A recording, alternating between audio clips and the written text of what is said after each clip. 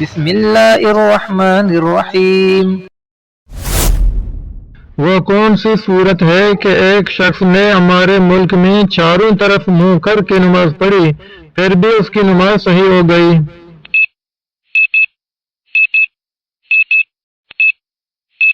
جواب: وہ صورت یہ ہے کہ اس شخص پر قبلہ مشتبہ ہو گیا اور کسی طرح قبلہ کی سمت وہ معلوم نہ کر سکا، تو جس طرف اس کا دل جمع یعنی اس کا غالب گمان ہوا اس طرف اس نے نماز شروع کر دی۔ تھوڑی دیر بعد اس کی رائے بدل گئی تو فوراً دوسری طرف گھوم گیا۔ اسی طرح تھوڑی دیر کے بعد اس کی رائے بدلتی رہی اور فوراً گھومتا رہا، یہاں تک کہ اس نے چاروں طرف نماز پڑھی، اس کے باوجود اس کی نماز صحیح ہو گئی۔